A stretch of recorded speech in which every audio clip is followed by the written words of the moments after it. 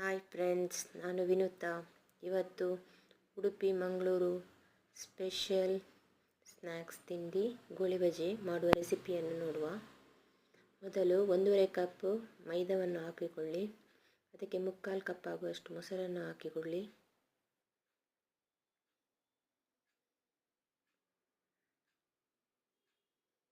ನಂತರ 1 ಚಮಚ ಜೀರಿಗೆ,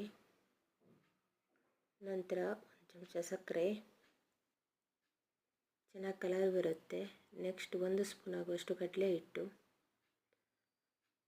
ನೆಕ್ಸ್ಟ್ ಉಪ್ಪು, ರುಚಿಗೆ ತಕ್ಕಷ್ಟು ಉಪ್ಪು, ಶುಂಠಿ, ಹಸಿಮೆಣಸಿನಕಾಯಿ, ಕೊತ್ತಂಬರಿ ಸೊಪ್ಪು, ಕರಿಬೇವು ಸೊಪ್ಪು,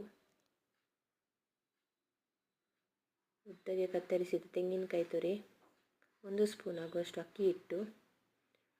ಇವೆಲ್ಲವನ್ನು ಹಾಕಿ ಚೂರು ನೀರು ಹಾಕಿ ಚೆನ್ನಾಗಿ ಕಲಿಸ್ಕೊಳ್ಳಿ.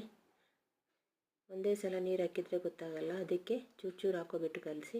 ಈ ಹದಕ್ಕೆ ರೆಡಿ ಆಗಬೇಕು. ಚೆನ್ನಾಗಿ ಮಿಕ್ಸ್ ಮಾಡಬೇಕು. ಈ ಹಿಟ್ಟನ್ನು ಚೆನ್ನಾಗಿ ಮಿಕ್ಸ್ ಮಾಡಿ ಫೈನಲಿಗೆ ಈ ಥರ ಇರಬೇಕು. ನಂತರ ಇದನ್ನು 3 ಅವರ್ಸು ಹಾಗೆ ಇಟ್ಬಿಡಬೇಕು. ಕೂಡಲೇ ಮಾಡೋದಾದರೆ ನೀವು ಸೋಡಾ ಪುಡಿನ ಹಾಕೋಬೋದು. 3 ಅವರ್ಸ್ ಇಟ್ಟಾದಮೇಲೆ ಒಂದು ಬಾಣಲೆಯಲ್ಲಿ ಎಣ್ಣೆ ಕಾಯಿಸಿ ಒಂದೊಂದಾಗಿ ಗೋಲವಾಗಿ ಬಿಡಬೇಕು. ಅದಕ್ಕೆ ಗೋಳಿ ಬಜೆ ಅಂತ ಹೇಳ್ತೀವಿ. ಇದನ್ನು ಮೀಡಿಯಮ್ ಫ್ಲೇಮ್ ಇಟ್ಕೊಂಡ್ಬಿಟ್ಟು ಚೆನ್ನಾಗಿ ಕಾಯಿಸ್ಕೊಳ್ಳಿ.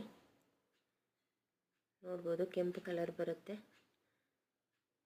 ಕ್ರಿಸ್ಪಿಯಾಗಿರುತ್ತೆ. ನೋಡ್ಬೋದು, ಇವಾಗ ಇದು ರೆಡಿಯಾಗಿದೆ. ಥರ ತೆಗೆದುಬಿಟ್ಟು ಸೈಡಿಗೆ ಹಾಕೋಬೋದು. ಇದು ಈವ್ನಿಂಗ್ ಸ್ನ್ಯಾಕ್ಸಿಗೆ ತುಂಬ ಚೆನ್ನಾಗಿರುತ್ತೆ. ಕಾಯಿ ಚಟ್ನಿ ಜೊತೆ ತಿನ್ಬೋದು.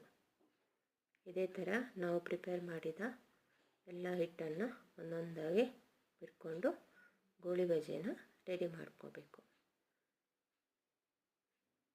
ಈ ಥರ ಸ್ವಲ್ಪ ಸೌಂಡೆಲ್ಲ ಆಡಿಸ್ತಾ ಇರಬೇಕು. ಆವಾಗ ಎಲ್ಲ ಸೈಡು ಚೆನ್ನಾಗಿ ಬೇಯುತ್ತೆ.